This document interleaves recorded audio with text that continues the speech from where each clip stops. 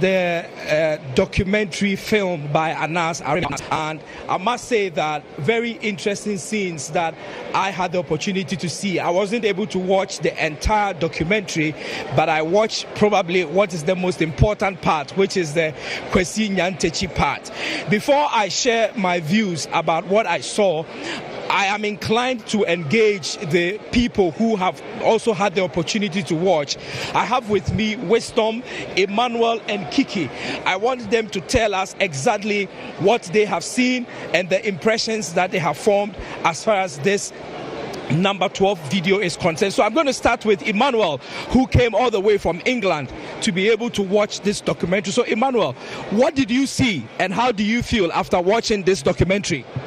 Good evening, viewers. I must say I'm really saddened by what I saw today.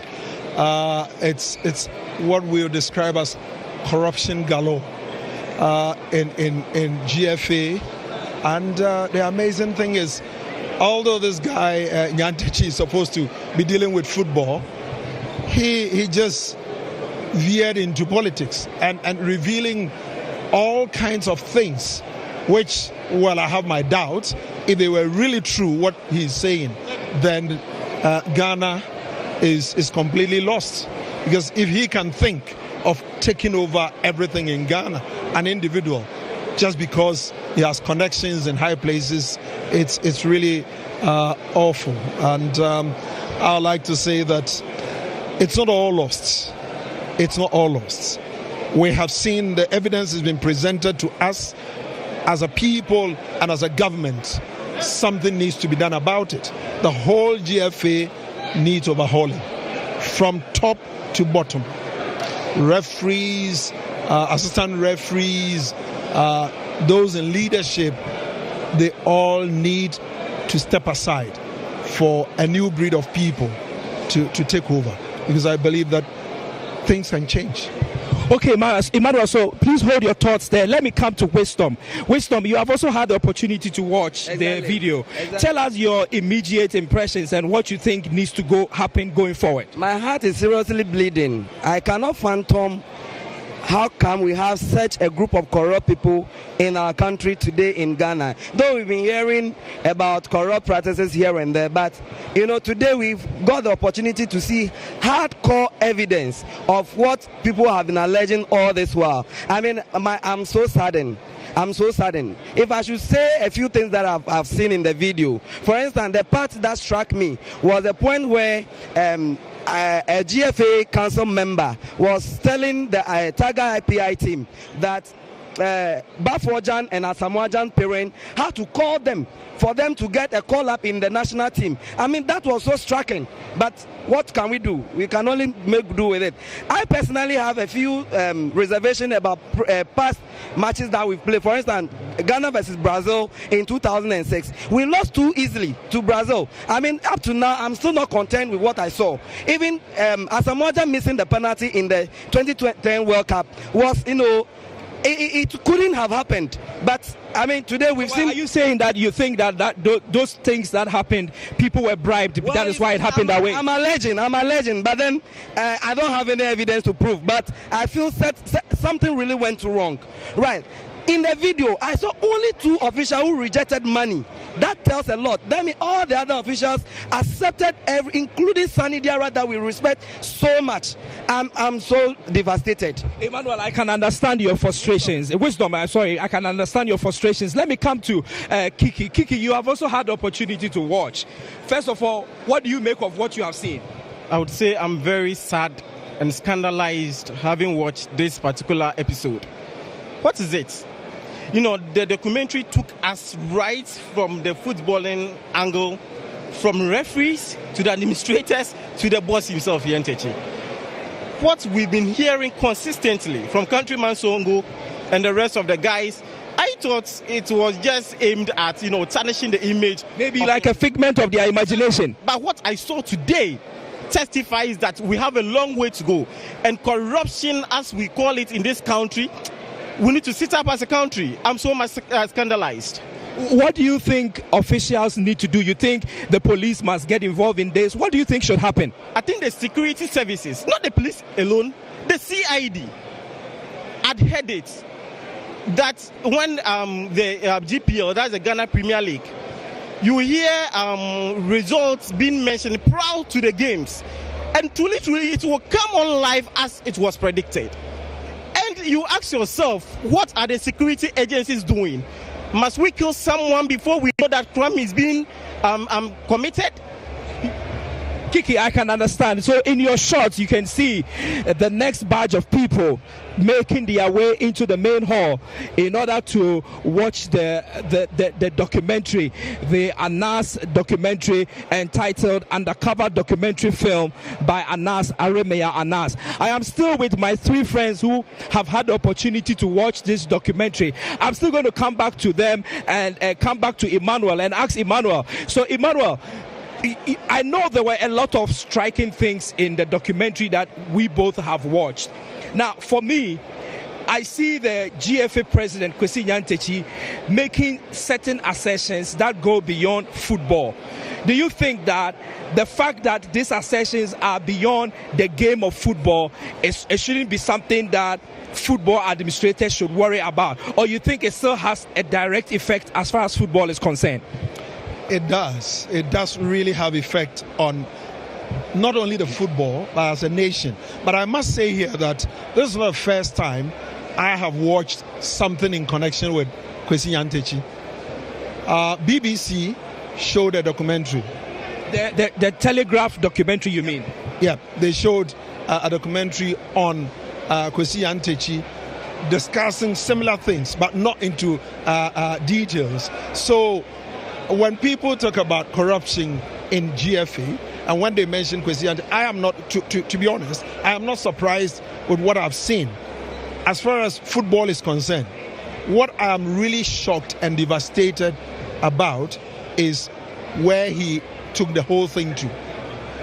The fact that he took it to the presidency. To the presidency, he was just mentioning names. And one thing that maybe we did not take seriously, for a citizen of Ghana to write to somebody you have met a few days or a few minutes or hours, to write and give the exact location of our president who has traveled outside, something that should be restricted only to the security apparatus, for an ordinary citizen to write to another person given the location of our president is dangerous. You think that that was a national security breach? A breach of national security. Under no circumstance should anybody give the location of our president and his entourage anywhere, not even within our own country, let alone outside the country. Well, so let me come to Kiki. Kiki, just come into camera whilst we have this chat.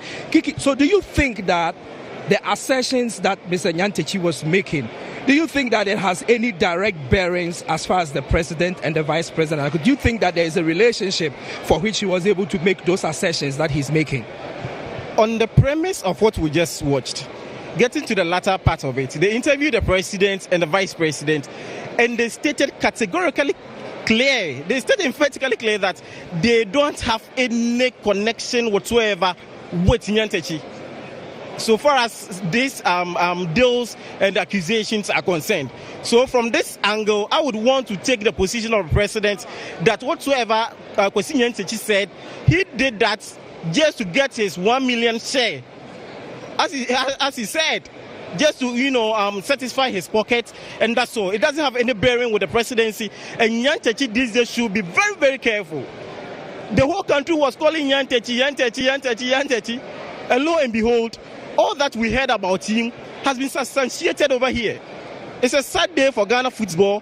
It's a sad day for us as a nation in curbing corruption. Well, so you heard Kiki over there. I'll come to Wisdom. And Wisdom, I want to find out from you.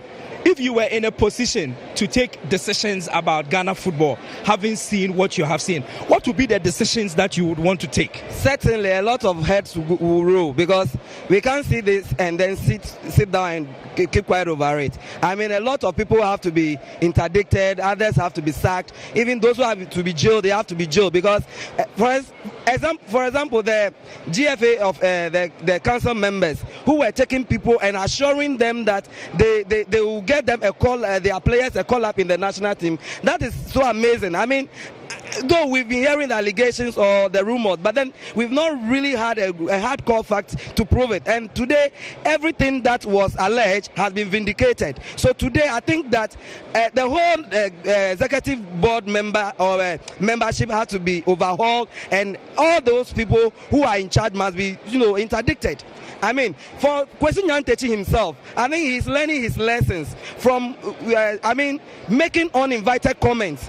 Someone approached you to propose a sponsorship deal for GFA. They didn't ask you about the president. They didn't ask you about ministers. All you started to say that from Buipe to what the Burkina Faso, there's going to be a road. Therefore, bring money so that we set up my own company, and then we begin. These are, uninvited talks that have landed him in serious trouble, and he should bow down his head in shame.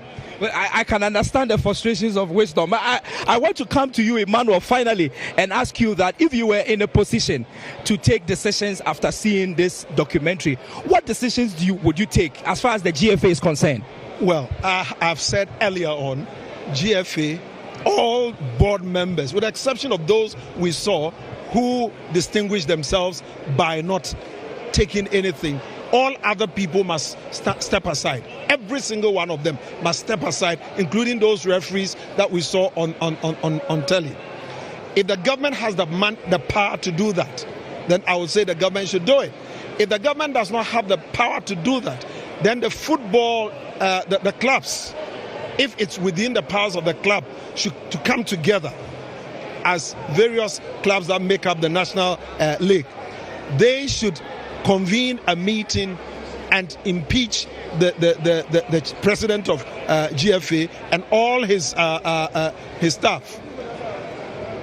They themselves should do the honorable thing. They should do that honest by stepping aside and calling for fresh elections, and none of them should stand for elections. Those referees should be stripped of their licenses to referee in any match, not even on cold matches or whatever. All of them should step aside. New breed of people should be trained who are willing to serve Mother Ghana rather than to serve their bellies. Thank you very much, Emmanuel, for your beautiful thoughts. Now, finally from you, Kiki, I've asked your two other colleagues the same question. What do you think you would have done if you were in a position to take decisions as far as Ghana football is concerned? I think Ghana football has been stripped naked. And the only thing we can do as a nation, look, Nigeria did it. Right after the World Cup, I think last 4 years World Cup, the president said, no. I'm banning everything football. We are starting everything afresh. They did that, and the following year, they won the Nations Cup. Why can't we do it? The name is Ghana Football Association. It's not Nyatekyi Football Association. The government or the president should have the balls to disband footballing or to put on hold footballing activities for a while.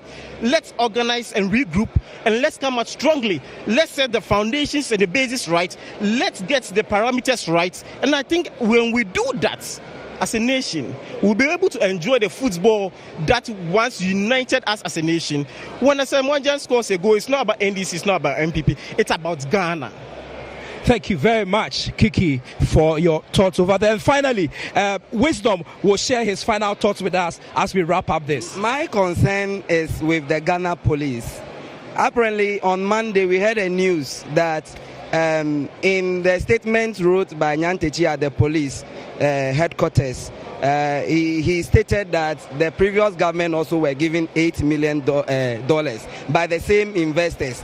And then later we heard that, these investors actually were trying to use it as a bait to lure Nyatekyi to also make declarations. Now, Today, on my WhatsApp, I don't know if it is true. There are statements, or supposedly statements wrote by Nyatekyi at the police headquarters flying on WhatsApp pages and on social media. I think that the confidentiality of some of these things must be protected, because these things are not supposed to be leaked into the public domain, not even to a media house to make a news out of it. That's my concern. I can understand you. I can understand you perfectly. Thank you very much, Wisdom. Thank you very much, Kiki. And thank you very much, Emmanuel, for your thoughts that you have shared. So, Kevin, you have heard it from the horse's own mouth. These are three persons who have watched this undercover documentary film by Anas Arabia Anas, named Number 12, essentially about the corruption that exists in Ghana football.